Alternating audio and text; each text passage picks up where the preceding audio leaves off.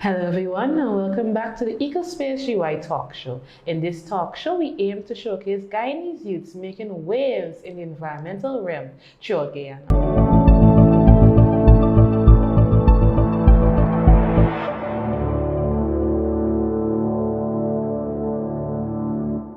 And today I have with me Miss Khadidja Ba. I'd like you to introduce yourself, Miss Ba. Hi, Safin. I know her, so let's do it. All right. Well, my name is Khadidja Ba. It's the shortest last name ever. But so I am a project officer for Everything Makes Craft as well as the souvenir store. Everything Makes Craft basically is an environmental movement that started with upcycling, and then it moved on more teaching upcycling to kids. So we now have kids crafty class that we do every August and every holidays and stuff like that. So we focus mostly on that, and then we also have the souvenir store, which we recently opened. I'm very proud of that. That essentially is us partnering with other Guyanese who make these wooden products and all of those things.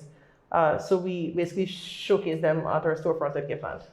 You see, and those who know Khadidja, and let me just introduce Khadidja to you. She wears many hats, many hats. So this topic today, we're speaking about collaborative efforts to promote the environmental movement. And Khadidja is a part of numerous organizations, has been a part of numerous projects, and can you just name a few of your organizations and projects? A few, a lot. Khadidja has done a lot. I feel like I'm getting put onto the spotlight. But so quite a few, beginning with CYN, which is the Caribbean Youth Environment Network. That has been very instrumental in my volunteering sector. So in addition to CYN, I volunteer with the UNICEF youth groups. There is another UN volunteer groups that was recently sort of formed. I volunteer with them. I also volunteer with Everything Makes Craft because we have these bunnies for this bunny fun day. So we all just sort of volunteer. And each one of those groups has a major focus in environmental protection and preservation.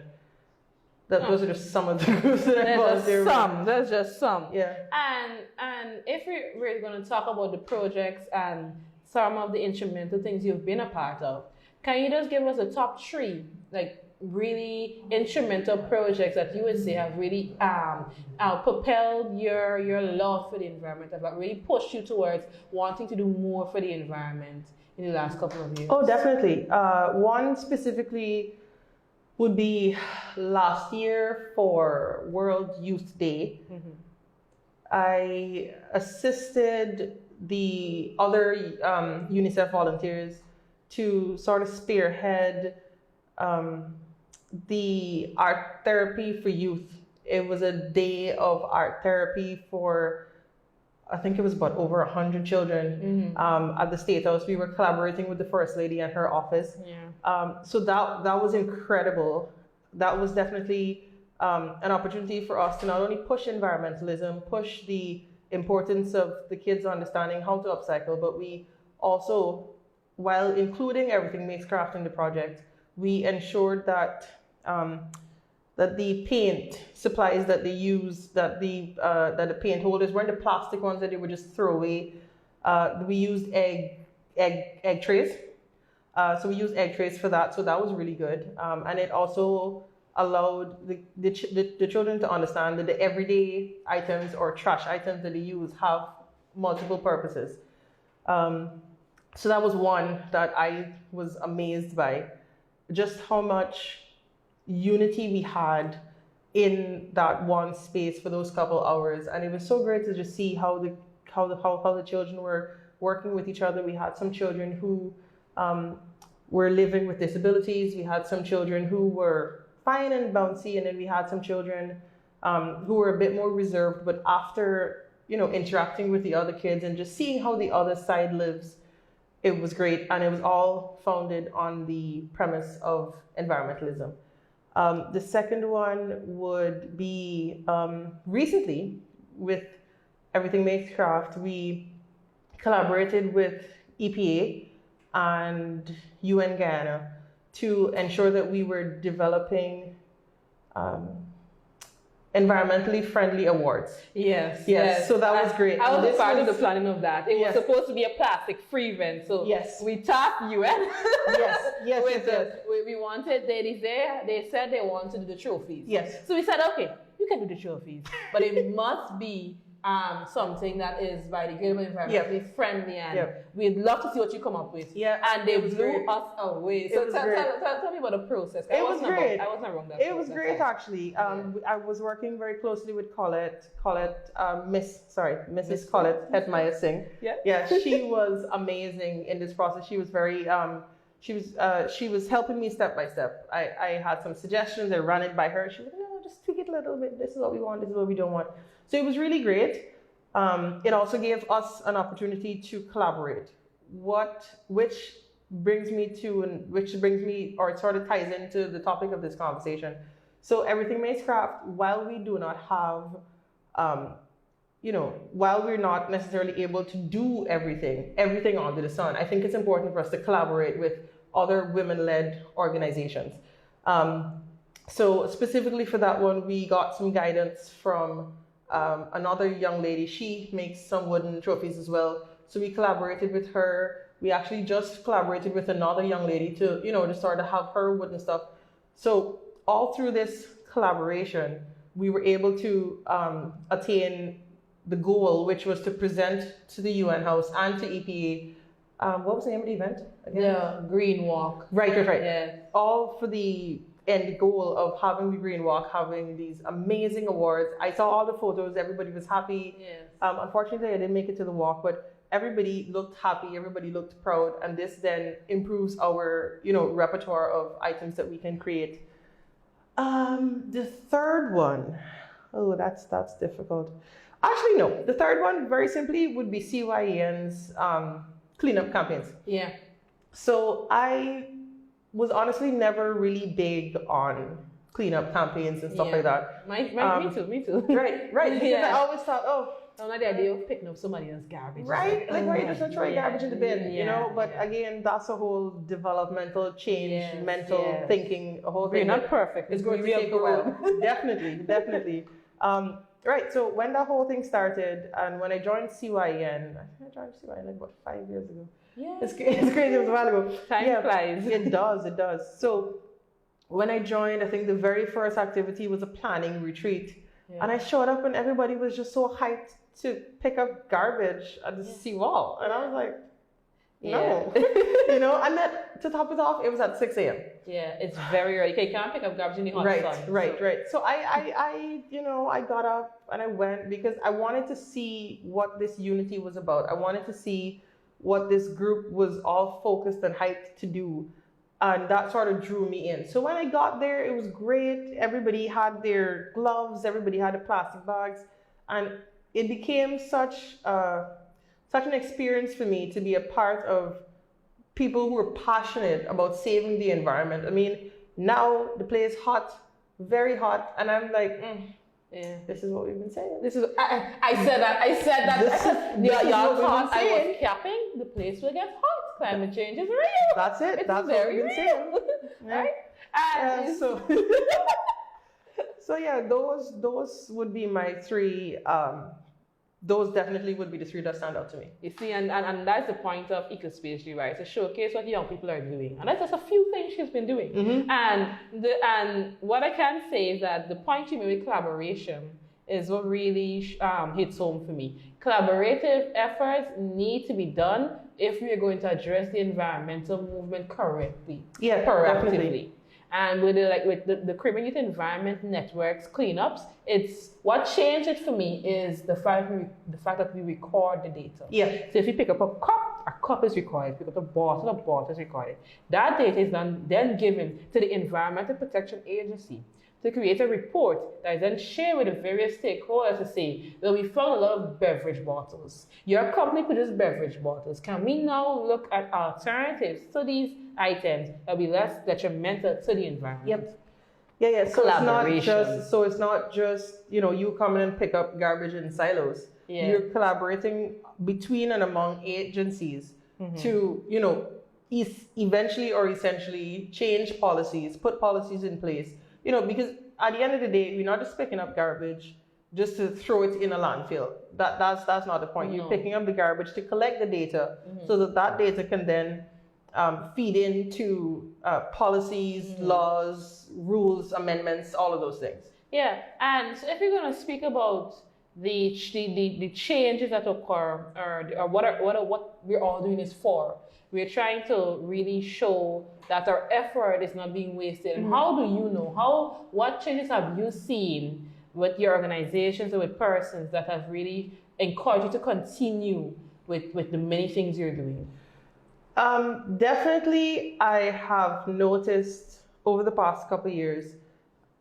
Okay, so with CYN, when I had joined, the organization was alive, but I didn't feel like we had a lot of involvement with the Guyanese youth. Remember, it was me, you, Kaifa, Lakram, and they were always just like a few people just doing everything. Oh, and Kofi. I can't forget him. Oh, sorry. I can't forget him. Kofi, when you see this, we remembered you.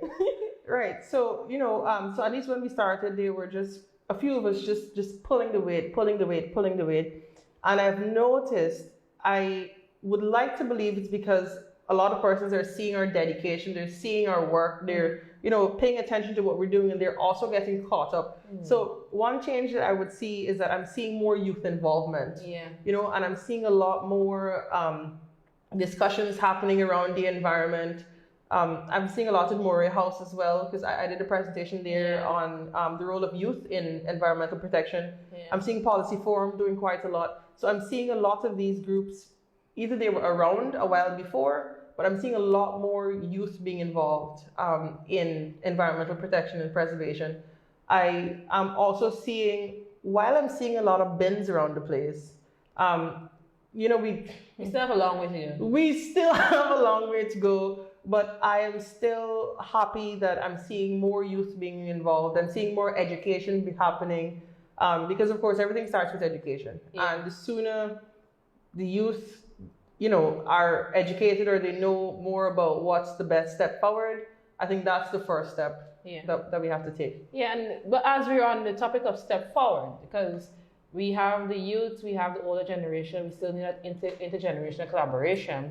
As I spoke when an episode I recorded with Lakram, the national coordinator for the Caribbean Environment Network, which we both volunteered. We love him. I said we still need that intergenerational exchange of information. And it's something that would aid us to address the issues we currently have. And if we talk about issues, what's the main issue currently in Guyana that you see that within the environmental realm that you think needs the most urgent addressing currently in Guyana? That's a difficult question. Okay. No, I can answer. But I just need a bit more specificity. Okay, so if you're gonna own in on the work you've done, right? Based on the work you've done, what really has shouted out to you that, okay, this needs to be changed. This habit needs to be changed. This culture needs to be changed. If you're going to hold in Guyana, what issue have you seen that you think needs to be addressed across most of the spheres of the work you've been doing? Three. I have three. You have three? I have three. Okay. I have three. One would be the fact that one behavioral change that needs to be fixed in Guyana. We gotta stop littering, man. We gotta stop littering, man. We need to stop. It's unsightly. Just bad. just keep the garbage in your pocket. Put it in your bag. If you see a bin, hard. I saw this guy the other day, and I shouted on him, and it was very confrontational. But anyways, I was going on the road, and he saw the bin was full. Proceeded to put his box on top of the bin. It fell off, and he just kept walking. I was like, could you pick it up? And but then so but then again, it comes back to education. It comes back to what you're being taught at home. It comes back to what you're seeing as a child. So that's what you perpetuate all the way through. But again, I have a problem with that because regardless of what you see as a child, at some point you need to take accountability for what you're doing. So I mean, up to like 10, you could be like, oh, well, mommy did it. Yeah. But by 11, 12, you should be like, yo, this is wrong. This littering is wrong. This is wrong. You know, you got to start taking accountability for that. So littering, definitely. Yeah, littering aches me. And what's the weird thing about littering? Guyanese love to hold people accountable. Right. We love, okay, the water's up. GPL, guy, what you want? Blackout? GPL, what's going on? It is down. Yeah. GTNT, what are you doing? But you never hold yourself accountable for the damage you are also doing. Yep. The issues you are also causing. Littering causes the clogging of drains. It can cause animals and flora fauna to die. It's unsightly. It causes smelling. It causes stagnant water. So much things happen. But where did we get disconnected from the environment to the point we don't understand that our trash is our responsibility? Right. Please answer that for me, for us. And I don't know at what point. Actually, one example though of that whole trying to do behavioral change in Guyana that really stood out to me. Massey tried to do this plastic bag. Like I think they started like you have to pay for a plastic bag or something like that. Yeah, but like $10 or something. Right, and they were trying to encourage you to get the reusable bags. I think that stopped like within a short period of time because again, Guyanese are not accustomed, or I don't know if it's disaccustomed or I don't know if it's just that we don't want to change. But why would you not want to change towards something that's better? Because the reusable bags, you don't have as many plastic bags. I traveled to the UK a few weeks ago, and in the house that we stayed, there were no plastic bags. I was like, yo, where's your bag of bags? Because you know in Ghana, everybody got a bag with bags. With plastic bags. They had no bags with plastic bags. Because you know what? You got to pay, I think it's almost £1 or something like that for a plastic bag. And even when you're going to the place, they ask you if you want to buy a reusable bag. For you to buy a reusable bag, you still got to pay for that. Yeah. So you know the next time you come, you're going to walk with your reusable bag. I think we're afraid of change, but it's not a change that is new to anybody. We're not reinventing the wheel here. Right. This has been done. So we think we can't live without it, but we really can. Yep. And we need to start because it is to our own detriment. I see persons selling something and the package of whatever they're selling, vest, anything, any beverage, or it's in the drain right there. Right. And then when the Georgetown floods and all of their stands are underwater, it's somebody else's fault. Yeah, but I know, I mean, even coming onto the market, I see Walter Narayan doing the most. I see his posts in the mornings like 5 a.m. We're cleaning Big it up up. Walter Narayan. Definitely. he's been doing a lot of work, and it's so heartbreaking to know that, you know, his team, they get up every morning, they clean a different area, and then by lunchtime, it's a mess. Yeah, I don't know how they do it. Is this a car? I remember I spoke to one, and I was on Main Street, I think it's Waterloo, and I said, y'all clean every day? He said, yes. I said, so why does it get so dirty quickly? He said, people litter. Yeah. And I was like, to this amount? He said, yes. And I said, this needs to be changed. Yeah, it does. And so all right, fine. So the littering would be one. Two, definitely collaboration. This is a sore spot for me because I feel like in Guyana, we don't collaborate as much as we should. Yeah. To the point where everybody is seen as your competition. Yeah. Which should not be. No. We already have a small population, especially in the environmental sphere. If everybody's running towards one set of funding, won't it make sense to collaborate and just have one huge project instead of having everybody, 10 different groups, applying for the same funding? And then when you don't get it, you don't like the other groups. Yeah. So then it's counterintuitive because you now have missed out on an opportunity to work on or work with this person on a project. So now you sit down disgruntled and then you don't do anything, which sort of robs Guyana or Guyanese youth, as far as I'm concerned, in the developmental sphere, because then you're sitting down doing project from person A when project from person B probably would have been better for you. But if A and B have collaborated, come together as one and come to you, Mr. Funder, hi, this is our idea, this is what we want to do, then I think that would have been better. But again, in Guyana, we have a lot of strides. We have far way to go when it comes to collaboration. I think one thing that holds us back intellectual property laws. Yeah. But that's a different. Then that's a different discussion. But that's a different discussion altogether. Right, But right. collaboration definitely would be something that I would want to see more of. Yeah. And thirdly, you mentioned it earlier, intergenerational collaboration. I feel like the generations are working in silos. Yeah. And that is never productive. The young people seem to think that the old people don't know what they're talking about because they're old and they're dinosaurs. Yeah. And the old people seem to think the young people don't know nothing, they don't have any experience. Yeah. Which, again, is counterintuitive. Yeah, exactly. You know, we got to work together. We got to find common ground. You have been in the environmental sphere for years. If I'm coming up, I don't necessarily have to take everything you take for gospel, but there should be certain points, certain key points that you are sharing with me that I will take to heart, and certain fresh ideas that I'm coming to you that you should also take into consideration. Yeah, definitely. Yeah. And you see, what I've always said, and I will always say, is that institutional fragmentation can be seen across all spheres of Guyana's sectors. Yep. From the non-government organizations to the ministries to the semi-autonomous organizations. Yep. We need to understand that when we go overseas, we're seen as Guyana.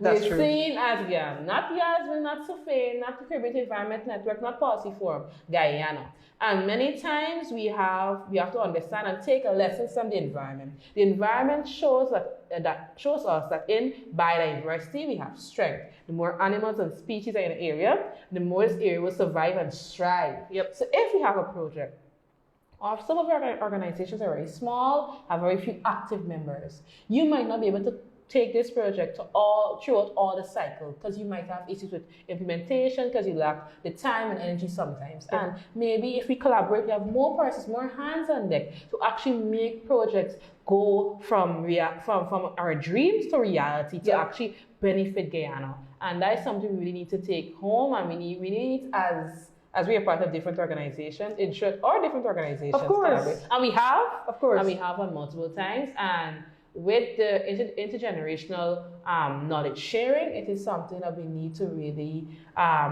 focus on again with capacity building, because we have a long way to go with that. Definitely. And so end this interview, I like Ms. Barth, so just give some words of encouragement to persons out there who are thinking about being a part of different environmental groups and who want to, well, as you said, lead or actually help in making certain things successful, like events, projects, even help with stuff like upcycling, or have ideas they want to share. What would you tell them about ensure that their dreams can become reality? What they can do to ensure their dreams become reality? Yeah. Like you have. I mean, definitely it comes down to just putting yourself out there. Yeah. Guyana is set up in such a way that you can change your life just like that, just by being in the right place at the right time. Yeah. So many, I've had so many opportunities over the last year or two that I would not have had if I wasn't physically in the right space, or if I didn't push myself to be certain places or speak to the same person. You have to network. Yeah. Networking will not be, all that you need to do, but it definitely is the majority of what you need to do. Yeah. So first things first, you need to figure out what you're good at, what you like, what you're interested in. I was not necessarily good at music. I jumped around quite a few sports as well, and I found that my passion was environmental protection and preservation, and that's where my interests. Kind of like. Yes, that's where the majority of my interest was for a while, and then again, you need to give yourself the freedom to explore, because your interest today might not be your interest next year, which might not be your interest a decade from now. So again, the first thing is figuring out what your interests are, and listen to me, there's nothing wrong with having 6 interests. There's absolutely nothing wrong with wanting to do environmental protection. There's nothing wrong with wanting to do dancing as well. There's nothing wrong with doing music as well. That's the whole point of figuring out who you are. And it's easier for you to develop or offer more to the country if you know exactly what you're offering, you know? So again, develop your interests. There's always a group. There's so many groups. So many groups. There are so many groups. The Caribbean Youth Environment Network. There is the Guyana Youth Environment Network as well. There's the UN, there's the UNICEF Youth Org. There's the Youth Action Network. Right. Oh, right. Yeah, I was a part of that too. Yeah. There's Rotaract. There is also the Global Shapers. Oh, right. She's a part of that. We are part of that. Right. Oh, wow. There's so many. Eco Trust Society. Right. There's so many clubs in the University of Guyana alone. Right. Yeah, so there are a lot of groups. So again, just figure out what you want to do. Network yourself. Get yourself into the groups. Even if you're nervous, just message somebody that's a part of the groups. People don't bite. Yeah. You know, they might just look serious, but nobody bites. Nobody bites. Right, so just do that. Well, do your research before you join also. Of course, because you want to make sure that the group that you're joining shares the values that you join. And honestly, even if you join the group and you find out that their finances looking a little sketchy, or there's anything that they are doing that you don't agree with, it's fine to leave. It's not a margin to forties. Like you have that. You're allowed to leave. Yeah, you're allowed to leave organizations that you're no longer interested in. You no longer have a passion for. That's fine. Make space for somebody who does. You know. Yeah. So those would be a few tips or pointers that I want to leave. Yeah, see, myself and Khadidja have been a part of multiple organizations, or are currently a part of multiple organizations, and we always ensure we're active members. And one thing I'll always say to persons, you do not know the opportunities that are in your future unless you tap into the different paths that allow you to reach those opportunities. And for example, I recently attended a conference called IPRA, right? International Peace Research Association. And they asked me to speak on youth leadership for justice and peace. And I spoke of climate justice and the peace that comes from ensuring we have a healthy environment for the future. And one of my friends or colleagues in the university was like, "Ooh, I'm proud of you, but I'm also jealous." I'm like, "No, you don't have to be jealous. You can join organizations, align yourself with the right persons, and from there, you'll be able to have opportunities you never thought you would get." Yeah, definitely. I mean, there are enough opportunities for everybody. There's so many. CYN, like daily. They have like these conferences. There was a guy who went, I think it was Colombia. He went to like the other day. Right, like there are all these opportunities that are there that are sitting, waiting on you. All you got to do is take the step. Take the step, join the groups, and just commit yourself to the work. Do the work. Put in the work. CYN, we were up late, you know, making sure that 3 in the morning. Right? Crazy. You know, making sure that the proposals are done right, making sure that we have everybody together so that we can go to the cleanup in 60th Street Beach. Yeah. Like all of these, it takes work, it takes effort. It's not a fly-by-night anything. But we're definitely seeing the benefits of it, you know. We see the benefits of hard work. Oh, definitely. And as we close this episode, we just like to say that allow yourself to get the opportunities that are out there by networking, joining these organizations, and being an active member, and you'll see the rewards. Thank you.